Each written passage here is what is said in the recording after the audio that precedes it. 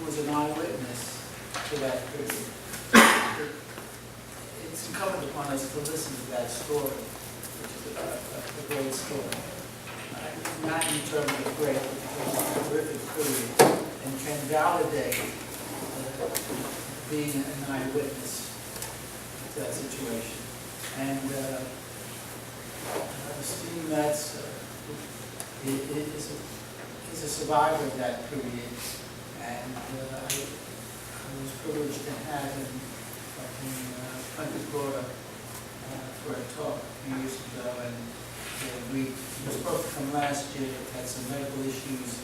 But this year he's here with us, and I'm delighted to have Steen with us to talk about this perfect period.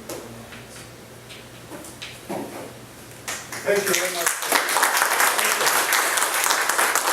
Thank you. It's great to be here.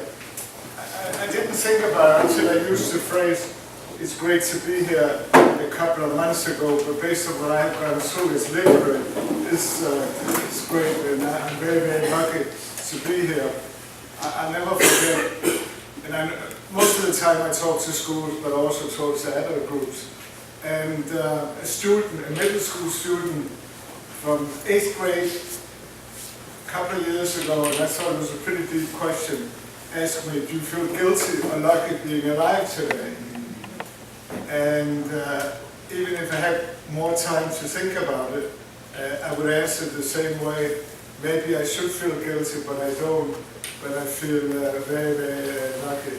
Is that a problem for you if I stand here? No, you're fine. Because I probably shouldn't stand here. I think I should probably stand on this side so you can see. So what I would like to do today is I'd like to share my personal experiences as a Holocaust survivor. As I said earlier, we're a dwindling population.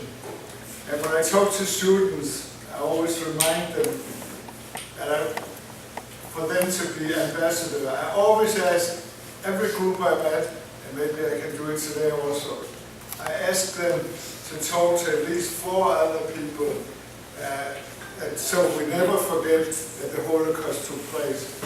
Unfortunately, there are an increasing number of people that don't believe that the Holocaust took place. And it's amazing with all the documents, and this group I don't have to tell you about that. But I draw a parallel to the 1.5 million Armenians that were murdered in Turkey 100 years ago. There's not a single person that can stand anywhere and talk about it. They don't exist anymore. They passed away. It's over 100 years ago. And I want to make sure that I make my talk about that people pass it on. Yes, there was a Holocaust. I don't want 10 to 15 years from now, none of us will be alive, none of us will be able to talk, and there will not be a single survivor around. For the same reason, I finished my memoirs about 4.5 years ago. And as part of my memoirs, I took all the chapters about the Holocaust and put it in a separate book, A Danish Boy in Theresienstadt. Theresienstadt is the German version, the German name of the camp I was in, Reflections of a Holocaust Survivor. I'm originally from Denmark, and I'm always curious. Anybody here been to Denmark? Anyone got? Pardon me? What did you ask? If anybody here been to Denmark? I visited. Oh, and you, that's great. So you probably went to Copenhagen. Oh yes, Copenhagen was answer. Oh, you went to my hometown? Yeah, we were up the Frederikshavn. Oh, great. Yeah. This is actually where I'm from. I call it Odense, but Odense or whatever. That's where I'm from. When I talk to especially middle schoolers, they always get a big kick out of when I point out Legoland. That's actually the headquarters. And they love that. And I always give them, and I'll do that also, I actually forgot it the other day, a Danish lesson. Play well. in Danish is leg, L-E-G, and then G-O-D-T, like God. And that's how the name Lego. So now you can impress all your friends that you know another language. I go back to April the 9th, 1940. That's when Hitler and his regime invaded Denmark, occupied Denmark for the next 5 years. There really wasn't a battle going on. The Danes couldn't match the tremendous war machine from Germany. Surrendered the same day. It probably saved thousands of lives. Hitler, as we all know, you couldn't trust him. He had signed a non-aggression pact with Denmark and many other countries. Of course, it didn't mean anything. So the first 3.5 years of the occupation, conditions were relatively normal. And they were relatively normal compared to other occupied countries like the Netherlands and Poland. And as an example, the King Christian X continued to rule. He would ride on his horse every day in defiance of the Nazi regime, and he was very much big supporter of the Danish Jewish people. And what I like about this picture is he's being saluted by the Germans, and there's no way he's going to return it. He's looking straight forward. There are a number of great stories about the king. Some of them may be true, some of them may not. One of my favorites is that the Germans took over the best hotel, of course, in Copenhagen, made it their headquarters, and they had the swastika flag on top of the building. And the king told the commandant in Denmark that he should take the swastika flag down. And he said, "Oh no, we're not taking it down." And then he said, "I'll send the soldier out to take it down. If you do that, we'll shoot the soldier." And the King Christian said, "I'll take it down myself." The next day, the flag was down. So whether that's true or not, it's a nice story. In Denmark, contrary to other occupied countries, we did not have to wear the Star of David. And there are a number of reasons why conditions were different in Denmark. And these are not necessarily in order of priority, but one would be that there are only 7,500 Jewish people in Denmark out of a total population of 4.5. In Poland, as an example, there were 3 million. So they didn't want to, the Nazis didn't want to use a lot of resources in Denmark. They were busy on many different fronts. In Denmark, certainly at that time, you're first of all considered a Dane. It doesn't matter whether you're Catholic or whether you're Jewish or whether you're Lutheran. You're first of all a Dane, and you're treated as a Dane. I remember my mother, a couple of years before she passed away, she was interviewed by some young journalists, and I'm very lucky that I have those tapes in my possession. And they asked her, "Did you feel like a Jewish person in Denmark?" She said, "Absolutely not. I felt first of all like a Dane." The Germans also loved the Danish food. We used to export it to Great Britain. Now it was exported to Germany.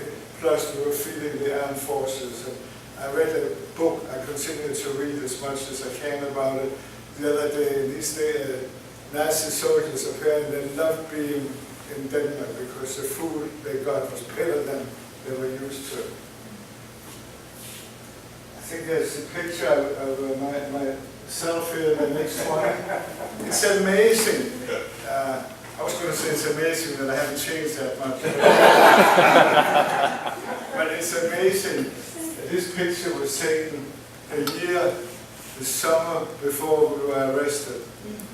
And it was quite peaceful. We were on vacation, so I think that's quite amazing. What year was that? That was 1942. 1942. I don't want to look at myself, so I'm going back to. But those relatively normal conditions came to a sudden halt in the fall of 43. By that time, a lot of young people, primarily young men, some women, started to accelerate the resistance movement. and they were able to get weapons that were parachuted down during the night time from England, and they made life miserable for the Germans. They bombed factories, they bombed rails, they bombed ships, and in short, they made life very difficult for the Nazis. And they didn't want to bring any more resources into Denmark. So the commandant went to the Danish government, and like the Danish king had continued to rule, the Danish government had been able to continue to govern. And they went to the government and said, you have to stop it, you have to arrest those saboteurs, and you have to sentence them to death. There was no way the Danish government would agree to do that, and they resigned, and the Danish administration took over. And that became the beginning of the roundup, the final solution, the roundup of Jewish people. But once again, it was different in Denmark. 95% of the Danish Jews lived in the area around Copenhagen.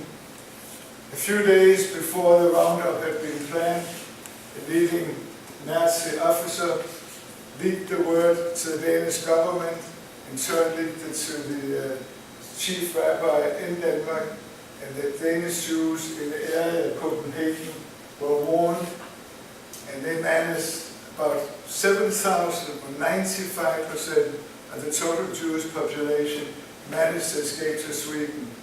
And they were able to do that with tremendous help from the Danish population, the Danish people. They would hide them in private homes. They would actually register them in hospitals under false names. They would be hiding in churches, and just a total effort. And I like to refer to it as being upstander. And upstander is kind of a new word. It doesn't exist in the Webster dictionary. Maybe one day it will. There are too many bystanders. When you have bystanders, you can also have an upstander, as far as I'm concerned. So we're trying to make that a real word. Unfortunately, living in the middle of the country, we had not been warned, as far as I know. And early one morning, Rosh Hashanah, the night between October 1st and October 2nd, we were arrested very early in the morning. Germans thought, oh, we have planned this extremely well.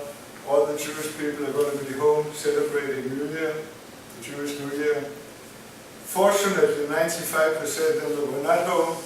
Unfortunately, my family, which was my mother, my father, and myself, we were there, and we were arrested very early in the morning. And we got about half an hour to get ready. And my mother and I were able to go. We lived in an apartment on the 3rd floor. I should mention, because this is, I think, an important part of my experiences, I knew that Denmark was occupied. At that time, I was 8 years old, I was 5 years old when the war started, and I would bicycle to school every day, and I seen the soldiers walking around, stamping their feet, so to speak. So I knew what was going on. But I didn't understand why the Nazis, the Gestapo officers, knocked on our door. Why didn't they go next door? Why didn't they go below? I didn't know I was Jewish. I had not been brought up in the Jewish faith. Both my parents were Jewish. My father had been brought up in the Jewish faith, but I had not been brought up. So it was very much of a shock for me. And as I tell the students, I always talk to them along these lines about, is it a crime to be Jewish? Is it a crime to be Catholic? Is it a crime to be Lutheran? Of course it's not a crime, but in the evil mind of Hitler it was. I'm watching my time, because we have to be out of here by 1:30, is that right? And I want to make sure that we move ahead so we have time for questions also. So we got about half an hour to get ready, and we were transported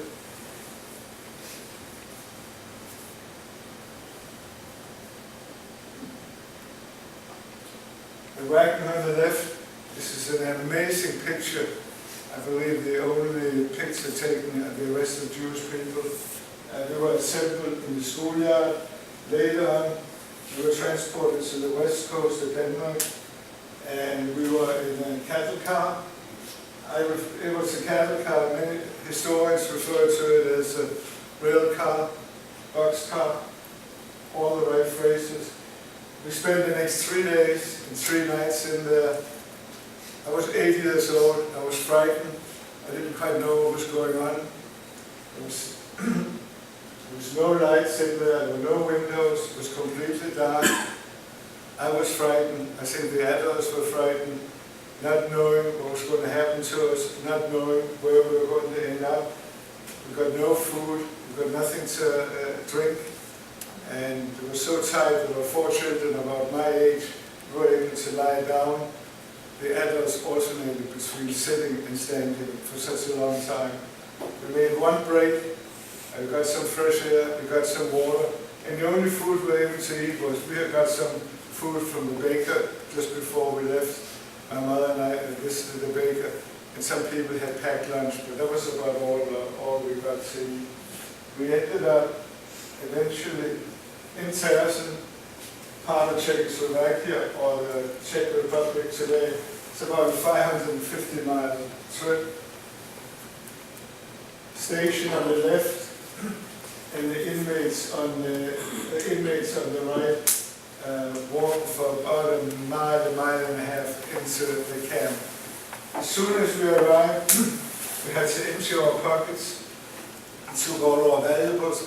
They went through our cases. Most people had a small suitcase, and they would go through it, and they would take all the valuables. They would take the jewelry and so on, whatever money we had.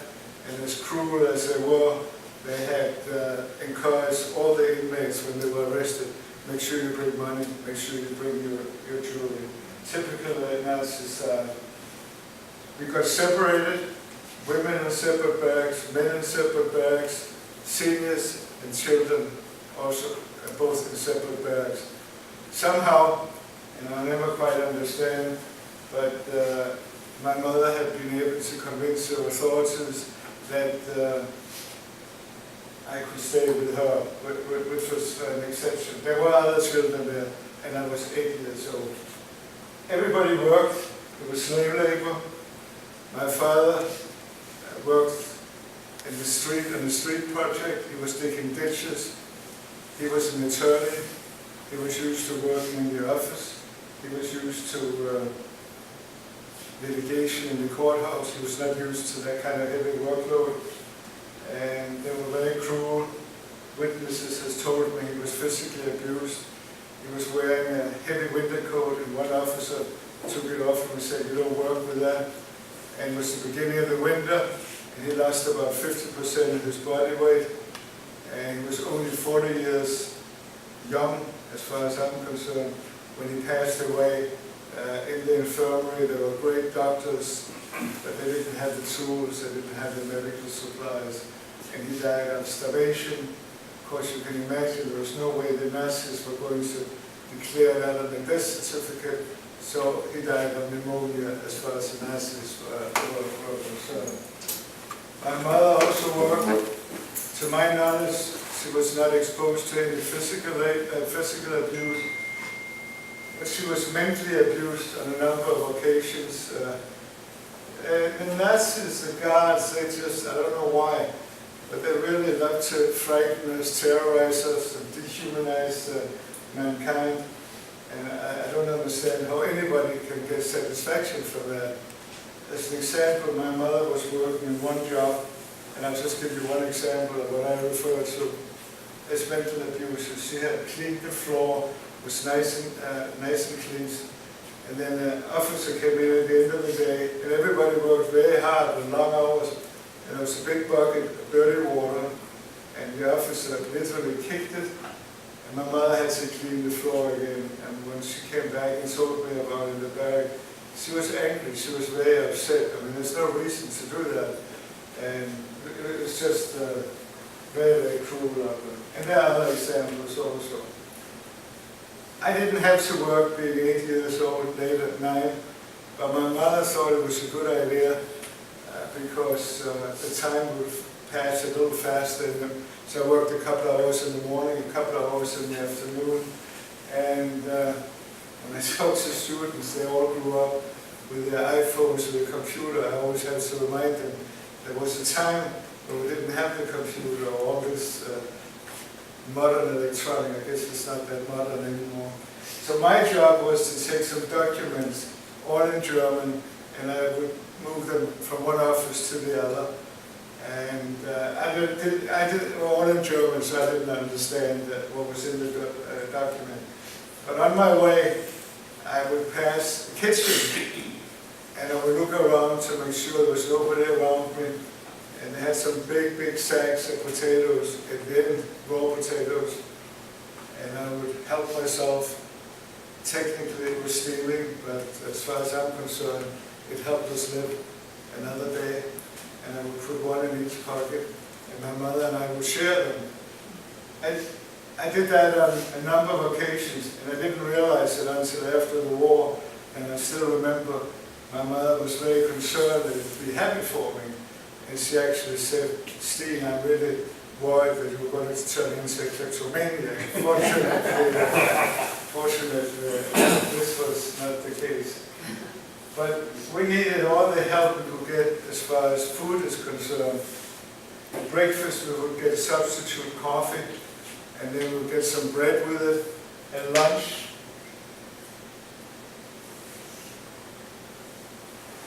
I don't think I showed you that. I'm sorry, I forgot. This was the loft. This is where my mother and I spent 18 months. In my book I refer to it as 18 months in hell.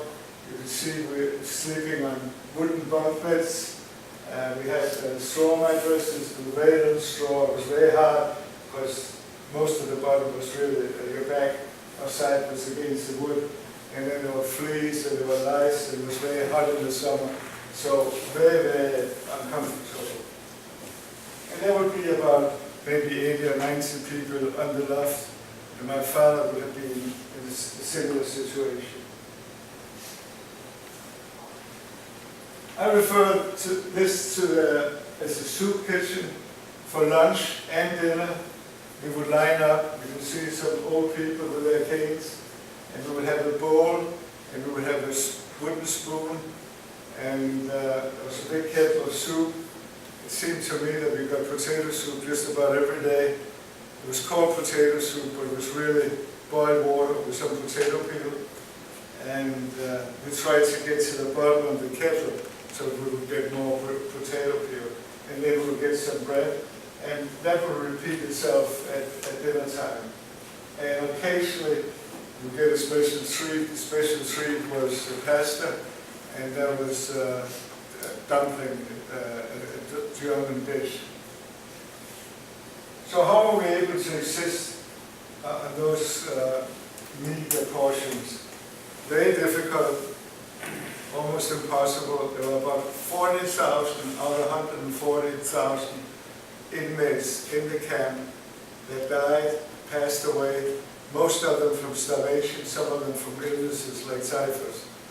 After 6 months, and unfortunately a few weeks too late to save my father, we started getting packages from Denmark and Sweden. We would get packages from family, friends, some of them coordinated by the Red Cross. Every nationality in camp, whether you're from the Netherlands or from Czechoslovakia, you were all entitled to packages, but we got more than anybody else because of the tremendous support behind the Jewish population. And it's amazing, with the help of a research person, I've been able to track some of the packages, knowing who sent them to me, or family and friends. It's amazing, it's very, very touching. The packages consisted of food, clothing, and also vitamins. You can imagine that sometimes the guards helped themselves to the packages. At one time my mother was unpacking a very heavy package, and she couldn't understand why it was so heavy. And when she unwrapped it, suddenly she found 3 bricks in the package. They'd taken all the food, vitamins and clothing in the package. I'm not saying they got all the food they could eat, but they certainly were fed a lot better than us. Very, very, very cruel. Just another example of how they treated the inmates. Another example of life in camp was that I outgrew my shoes, and my mother managed to get some shoes through the bartering system. I'm sure she was quite good at it. And she bartered with a Czech lady, and the Czech lady had some used shoes that I could wear the rest of the time, and she in turn got some of the good Danish food. It's my understanding, I didn't realize that at the time, I was only 8 or 9 years old, but if you had food, food was like gold. You could probably get just about anything in camp. So what else did I do during the day? I would play soccer, played on the gravel field with Czech children. We didn't have a real soccer ball. We had some old racks tied together and we would kick it around. And one day I would come back to the barrack and I would tell my mother that my friends didn't show up. She probably knew what had happened to them, but didn't want to shield it from her 9-year-old son. And those poor people had been deported. Here's a cattle car. There's a typical scene with a Gestapo officer on the right, and people literally being pushed into a cattle car. Out of the 140,000, there were 90,000 that were sent, deported to extermination camps, most of them Auschwitz. Tersen was a concentration camp. It was not an extermination camp, there was no gas chamber, but Auschwitz was one of the biggest camps. And it still amazes me, I was not aware of that until after the war.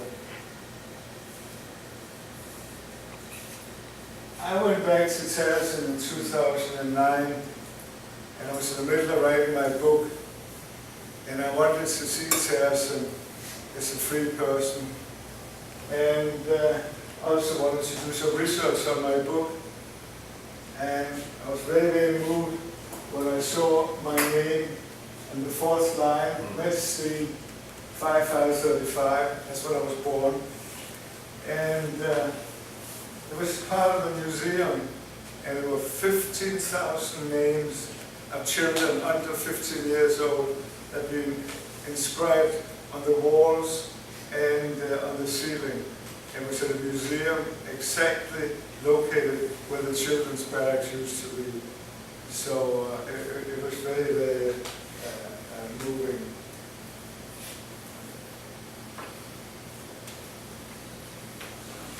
Sometime during 1944, the children had to form a human chain. They had a crematorium there. A crematorium was used to cremate the bodies. They ran out of space, so they built a crematorium for the bodies of the people that had passed away. And they wanted to eliminate any traces of it. So exactly where this memorial is, and this is where that I visited when I was back there in 2009, a lot of us were standing here taking those cardboard boxes, like urns of ashes, and passing them from one person to the other. And you probably can't see, but way over there behind the tree, there's a river Elbe, and all these urns, I believe close to 25,000, were thrown into the river. And it's just amazing. You may or may not have heard of the model camp Tersen. It's often been referred to as a model camp, which is very, very misleading. What happened was that the Danish administration wanted to see how the Danes were treated in the camp, and they wanted to come and visit. And after thinking about it, Hitler and his people thought, it's a great idea, we're going to use it as propaganda. And the visit was postponed no fewer than 3 times because they weren't ready. And here's a picture, an illustration of what a concentration camp didn't look like, except it was beautified And here's suddenly a nice looking building, newly painted, fake storefronts, which we never had. Behind there were sinks. If you turn on the cold water, hot water, they didn't work. They were all for show. There was no plumbing. Suddenly had a nice pavilion with music, benches, grass, flowers. They even had the nerve to bring in some young French children. They looked healthy and they had nice clothes, so they were playing there. And we were transferred, the Danes were transferred to small apartments on the outskirts, and as soon as delegation left, we were put back again. And it was amazing. They didn't want to show some of the older, frail people, like some of the ones you saw in the soup kitchen with a cane, and they were deported weeks before they arrived. A delegation eventually arrived, two Danes representing the Red Cross, a doctor from Switzerland. They spent about 46 days in camp, and they were taking around the Gestapo officer at their side, and we have been warned, don't talk to them, don't ask any question. You can imagine what the consequences have been if we had. So we kept our mouth shut, and they left after 46 hours after a lunch also, and they didn't realize what had happened. Even after the war, there were some interviews, and they didn't understand what had happened. We spent 18 months in camp. In my book, I refer to it as 18 months in hell. Fortunately, after some very long months, came to an end, and we were saved, we were liberated, the Danes from the camp. There were 472 shipped to the camp, 423 survived, and this picture happens to be from Denmark, where you get a good idea of the buses. Sweden was a neutral country, so they sent the buses painted white, so the Allies wouldn't paint them. And I read fairly recently, and when the Germans heard about it, and they knew they were getting close to the end of the war, they painted a lot of the trucks white as well. And you see the Swedish flag on the side, and the Red Cross sign, and we got a warm welcome, chocolate for the children, tobacco for the adults. We were well fed. And we arrived in Denmark. We were liberated April the 9th, 15th, and we got to Denmark April the 17th, stayed overnight in Denmark, and went over to Sweden, arrived there on April the 18th. And I understand there were a total of 15,000 inmates saved by the white buses, which is amazing. We went over to Sweden, and we were in special camp for the first week. Wanted to make sure we didn't bring any illnesses into the country. And a week later, on May the 5th, 1945, this is the Danish flag, which was flying everywhere, because that was the day that the Germans surrendered in Denmark. And I don't know if you remember, but I was born, from the picture earlier, I was born on May the 5th. So when I went to school later on, I always told all my friends, whoever wanted to listen, that the flag is to celebrate my birthday. A couple of weeks later, my mother and I came back to Denmark, forever grateful to the Allies. If they hadn't invaded Normandy, who knows what would have happened. And our apartment had been rented out. It was the shortest apartment. My mother managed to get another apartment. I was able to get back to my old class, even though I missed at least a year and a half. There was no official schooling in camp. There was some private lesson. And there was a nice teacher who was very pleasant in helping me out. And I think that helped me a great deal transforming to normal life again, being able to be with my friends. And my mother had to go out and work, some years later, I finished high school in Denmark, and then I went to commercial college, finished that. And then I joined a Danish company, food company, and they sent me to England, they sent me to Canada, where I married. We got married in Canada, and then I moved to the United States, and I've been here since 1962. And I retired. I worked for some other food companies. I retired in '99, and the last 4.5 years, it's really been my passion to share my story. And when I talk to students, they're just amazing, because when I made my first presentation, it was October 2011, I never forget it. My oldest daughter had arranged it, her son went to middle school at that time, and I arranged it with the teacher. And I didn't know if I'd like it. I was used to talking to adult people, but how would the students behave? Would they be on their iPhone all the time, or would they listen? But they were amazing, and it was quite a different presentation. I was reading part of my book, but I was amazed. And then later on, my grandson told me, a friend of his said to him, your grandpa was awesome. And when I heard that, I kind of became, they clinched it all of it. And since then, I keep track of it as a retired business person. And I covered close to 25,000, and most well over 80% students. So it's very important to me. So thank you so much.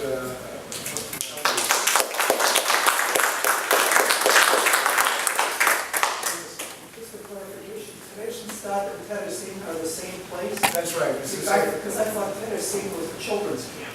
No. Terezin is a Czech version.